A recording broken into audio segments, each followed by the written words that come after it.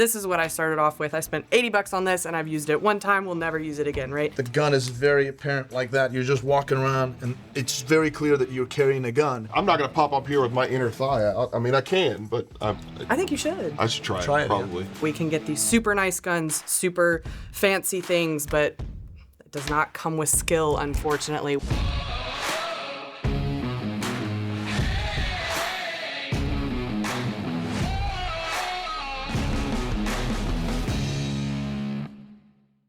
Welcome back to Class Farms, guys. Kai over here with Jason. What's going on, folks? And we've got Eliza with us. She's new to the team, and she's going to tell us a little bit about herself. She knows guns. Great having you here. Great to be here. I appreciate it. Yeah, I'm a firearms instructor and women's self-defense instructor. I got into firearms because I've been in martial arts my whole life. I got my brown belt in jiu-jitsu like 2 years ago. And thank you. Need to keep working on that though. But yeah, so got into firearms because for women specifically, we definitely need an equalizer. So really poured all my energy and time into kind of getting into this space, and very excited to be here. There you go. Yeah, very good, and love to have the women perspective on the channel as well. So today we're going to talk about the mistakes that we have made when it comes to concealed carry. And all three of us, concealed carry, have carried probably for, I don't know, Jason, over 10 years now, right? Quite some time. So we've made, obviously, our fair share of mistakes, not just ourselves too, but we also see people, whether it's online or in person, that mistakes that people do, and also the comment section as well. So we want to actually talk about some of the mistakes, and hopefully you guys don't make them. Hopefully that keeps you safer and you fight more effectively. With that being said, who wants to start? Eliza, you're on deck. All right, perfect. Well, one thing that I wish I knew before I really started getting into true concealed carry, because, you know, I started out with my Glock 43, not really knowing a whole lot, and that was back when I was 21. I was like, yeah, sure, this will be great. But you really have to dress around what you're going to carry, right? And whenever you go shopping, I myself hate shopping, but and so the concealed carry aspect has made it slightly harder, because now I pay attention to shirt length, to the waistband, how tight the waistband is, the materials, you know, trying to make sure I'm not going to print. Had to really get into the space of crossbody carry as well, because for women it's a little bit trickier to try to conceal sometimes. So I will say it definitely changes your shopping experience, and so you have to kind of figure out the right avenues to really make sure that you have the right concealed carry system. And I'm all about systems. Yes, no, that's fantastic. Great point, and we'll discuss each one of them. Jason, what's one of your points? Yeah, man. So it kind of piggybacks on what she said, or what we like to call peel the onion back. Definitely carrying a firearm that's capable for me. I understand everybody wants to start off with something small, and again, like you just said, dressing around the firearm. I'm more about carrying a capable firearm per se, and that's why, I mean, you guys know me, I carry a Glock 17 with an X300 and an Acro every single day of my life. The reason why is I am not only the most comfortable with this gun, but in case something does happen, I've got enough real estate, time, and just the know-how on how to work this thing in case of a malfunction, in case of that 1% chance that I might need it, any of those things. And I believe that carrying a capable firearm is much more viable than just carrying something that's small or minute. So just my 2 cents. So. Yeah, great 2 points. Dressing around the gun, carrying something that you can actually run, right, as opposed to not something that you can run, because that's what counts. Is Jason is very good with that firearm. Something happens, he can just draw that thing. He can effectively run that thing all day long. Recoil management, all of that stuff. He's going to be effective. Fight's hopefully going to be over pretty soon. Bad for the bad guy.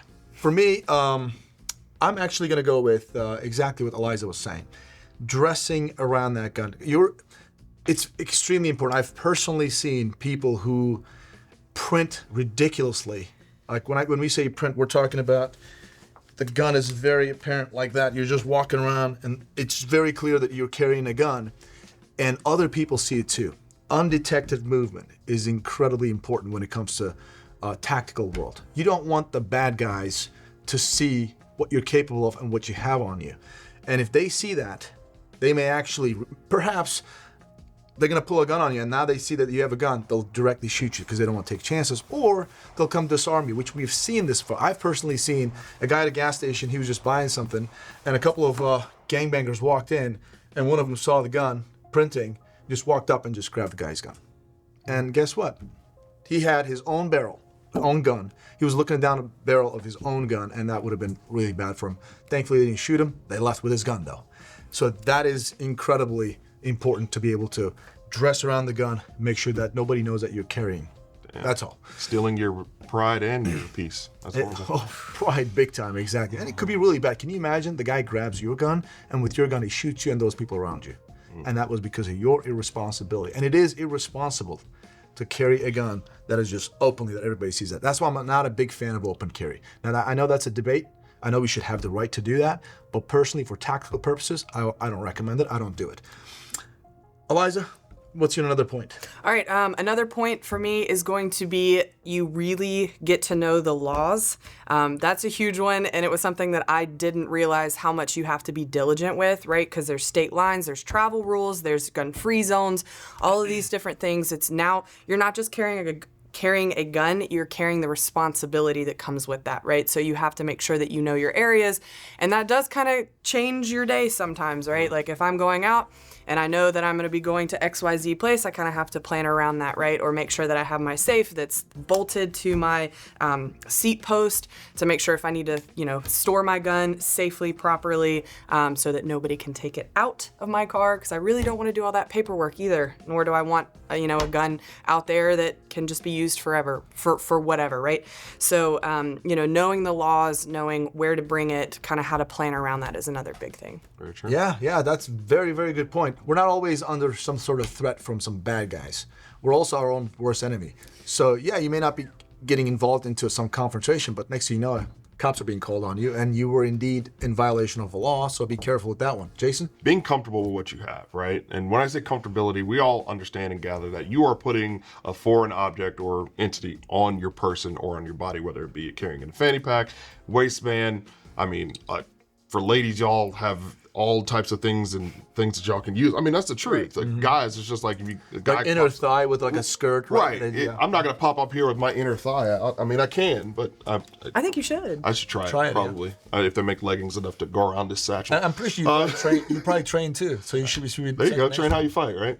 So of course that plays a huge factor into it, right? So being just comfortable and conscientious of what you have going on, you've got to really take into consideration, just like how you said clothing, just like you said training with it.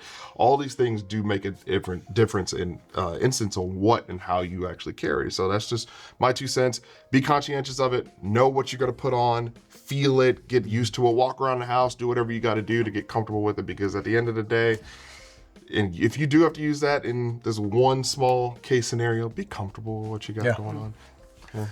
No, very, very good point. If you're not comfortable with it, most likely you're not going to carry it. Yep. And if you don't carry it, then you're vulnerable out there. So, great point, Jason. And I say equipment in general. Now, that's a pretty general term. It applies to your holster, it applies to your gun selection, your optic selection, the magazine capacity, all of that stuff, as well as ammo, right? So make sure you guys pick the right equipment. Like, I'm a huge fan of retention holsters, because you will most likely run. Like, have you guys seen What about gunfights? the Uncle Mike's, man? Yeah. That too, right? So gunfights are very dynamic. They're like people. It doesn't matter if you're out of shape, you're not out of shape. You most likely will at least attempt to run, move around, fall to the ground, come back up. You may chase after somebody, or somebody may be chasing you, jump over fences, whatever. It's going to be very dynamic. You want to make sure that gun stays in your holster and it's able to retain that gun properly. And you don't want to be that guy. You don't have to be in a gunfight. Sometimes you're just running to catch a bus or something, and boom, next thing you know, the gun falls. This happens. Like, don't say that this doesn't happen. It happens. Pick the right equipment, right holster, the gun. Jason, you touched base on that one. Say something comfortable, right? Something that you can run with your Glock 17 that you have. Make sure you guys select the right, absolutely right gun, so you can actually grab it, run it, do immediate actions with it, change magazine effectively. Like, I've got speaking of equipment, I've got, actually, this is Ryan's system, which I absolutely love. This is a nice Safariland Haley Strategic combo holster. And we've got the Terran Tactical Innovations Glock 43X, which is an incredible, incredible gun. I love this thing. Now, this thing, when it comes to equipment selection, I want to go over it real quick. Ryan has got the TLR7 Sub Light, this light has proven itself so many times, you can actually depend on this one. And it's very ergonomic. So a light can be very durable, but it may not be ergonomic. So make sure it's good. We got the SIG optic on this one, sits pretty low. You can have co-witness on your iron sights. You've got at least 2 aiming systems. This gun, obviously coming from Terran Tactical, the man is a wizard. It's got nice stippling job. It really does stay in your hand because your hand will probably get sweaty, oily, bloody, God forbid, and you want something that's gonna still stay in your hand. And trigger is extremely important. Trigger control translates into accuracy. Got a nice trigger shoe that Ryan has over here from Timney. So overall, this is a good. The trigger itself is not from Timney. Exactly, just trigger shoe, right? And paired with a nice retention holster that has a positive click, just like that. This is fantastic. I like it. So make sure you select the right equipment so you can get the job done. Liza. All right, my last one would be training beats gear every single time, right? Okay, so what I mean by that, especially when we first get into the industry, it's so exciting and all of the cool things. But But if you don't look Gucci cool. gun, I mean, I've got my Terran Tactical TTI Combat. It comes with skill, right? Not really. I'm so sorry. You really got to work on it. So the dry fire practice is incredibly important, and that is something I did not understand when I first got into it, right? Because, and not only dry fire, but also kind of coupled with that, supplemented, I like to say, is training under pressure, right? Whether that be adding like a shot timer, anything to do to really kind of put that pressure on, because, you know, going into the neuroscience behind it, if we want to access it under pressure, we have to train it under pressure. And that's a really huge thing, to be able to get that comfortability and that capability, right? So we lose our confidence whenever we feel like we've extended past our capabilities, right? So training to be capable is way more important than the super sick holsters that are out there that are super expensive and all these things, right? Now it is incredibly important, like Kaya said, to find the things that work really well. But like when I kind of first started, I got so excited and I bought all of these things without even really training. And, you know, I have my holster box of shame now that just sits there, and I show them to my clients, right? And be like, this is what I started off with. I spent $80 on this and I've used it one time. We'll never use it again, right? So it's very easy to get kind of caught up in that, like the shiny new things in the industry, right? But we want to make sure that most of our energy is really going into establishing a really good dry fire routine, establishing a good range routine, things like that to make us feel capable, feel comfortable, feel like we know what we're doing, because, you know, we can get these super nice guns, super fancy things, but it does not come with skill, unfortunately. We have to build that ourselves. It's almost like we have to be responsible for ourselves. Damn. Yeah. No, very good point, guys. We don't rise to the occasion, right? We always fall back to the level of training that we have. And dry fire is a very, very good practice. And not just like trigger work, also drawing, and also making certain movements so you're covering certain angles. And speaking of dry fire, and we're talking about CCW stuff, I've seen, unfortunately, people who try to dry fire and they had those negligent discharges. I'm gonna go very quickly over some of the gun safety rules so you guys can watch this over and over. As soon as you get a gun in your hand, there's making a gun safe, and then there's gun safety rules, right?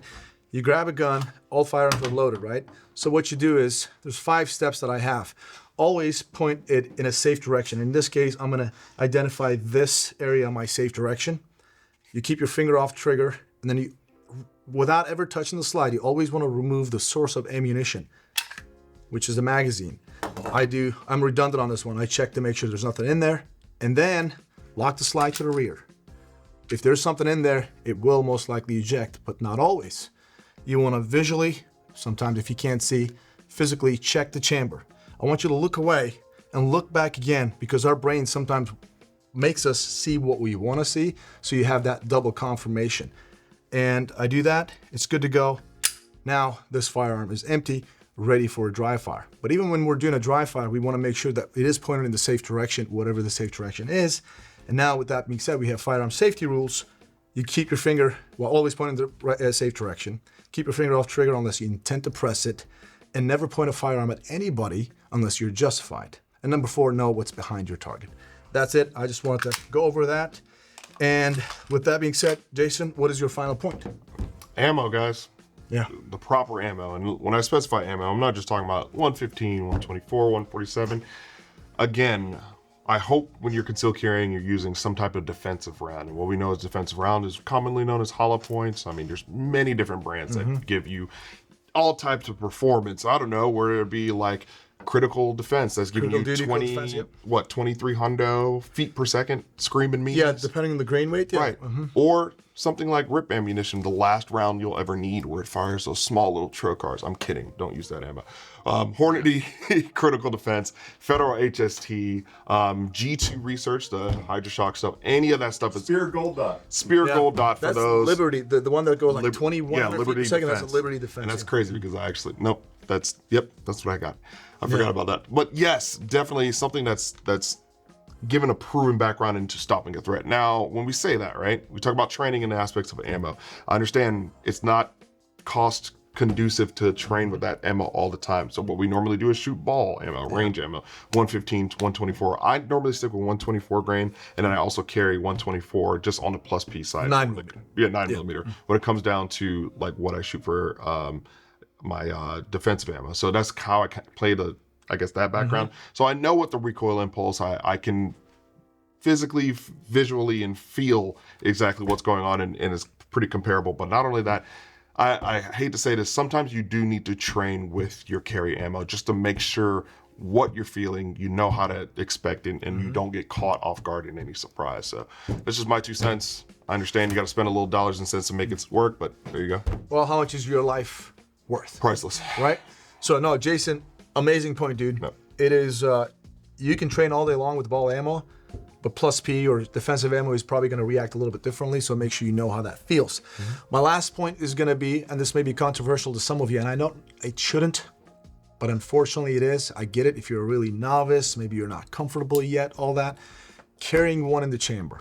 Now, that's been discussed so many times. Yep. And I understand if you're really new and this thing has a round in the chamber, right? This thing has a round in the chamber. You don't feel comfortable putting this in your pants or appendix or whatever position you carry because you're scared psychologically that it's going to go off. That's why, go back to equipment. You got to pick the right equipment that you Right. can trust. I always say this. I've been saying it for years. If you don't trust your equipment, change it. If you don't trust yourself, train. These are very, very important things because when things happen real fast. We've seen many examples of it in 2025. There's videos everywhere. Wars are on the internet now, guys. So you can actually see there are people just talking like this and the person just suddenly pulls a gun on them and you have that split second to draw and get the drop on the bad guy. You're not gonna be able to like draw and charge the guy. It's most often than not, you're not gonna be able to do that. And even in those situations, even if you kind of have time, you may short stroke it, you may induce a malfunction. And there are some holsters out there, I will never recommend it. The ones that literally charge it in the holster, they are out there. Don't ever touch those things. They're bad. That's all I'm gonna say. It's up to you. I'm not gonna tell you to carry one in the chamber, so do it at your own risk. I'm telling you what I have made a mistake when I was brand new. Like I knew nothing about guns and I would carry one with nothing in the chamber. That was like maybe a month. Then quickly somebody grabbed me and said, don't do it, and explained why. It made sense. Ever since then I've been carrying with one in the chamber. That's my recommendation. The Israeli draw is so cool, you know. Yeah. Exactly. And the reason they do that because they legitimately don't trust like police forces, right? In Turkey they do that. And in Israel, they're just not all that trained. So they just feel like this needs to be empty so I don't mistakenly shoot myself. When would I mistakenly shoot myself? When I exercise bad firearm safety rules. So again, carry it at your own risk. And when it comes to training, there's a lot of companies out there. What's your friend's name, Barber? Yeah, Barber Training Solutions. You got Bear Solutions, Esoteric. There's a lot of companies out there, man. Yeah, Barber is like, we're in North Carolina, local guy. I love that guy. He's awesome. Active Crisis Consulting. Ladies in the Charlotte or surrounding Charlotte area, Valeria Protection, that's me. Well, you Do also not travel train for guys? And I do travel for that as well. I do train guys. So Okay. Identify as guys or real guys? listen, whatever floats your boat. Okay. So there's, obviously we've got that. Active Crisis Consulting. I'm going to love those guys. little more advanced, but definitely check them out. Or local gun ranges, guys. Go to your local gun ranges. They'll offer you at least some basic level of training, but kind of explore more. That's all I'm going to say. That was my last point. You guys want to add anything else into this or no? I think we. Train, train, train. Yep. All right. Well, let us know your thoughts in the comment section, guys. Do you guys agree or disagree with these points? Did you make any of these mistakes? And what other mistakes that you guys have been making or heard that people are making that maybe we should do a round 2 here? That's it. So, again, we are so happy to have Eliza here in our team. Let us know what you think about her in the comment section. It'd be nice. Don't be how you were towards me. Please don't be nice to her. creepy. Don't be that dude. That too. All right. So, guys, as always, thanks for tuning in. God bless. Somebody says we appreciate your business because now we got 3 people. Sorry. We appreciate your business. We appreciate your business. God bless. Don't send feet pics. We'll see you on the next one. You can send me.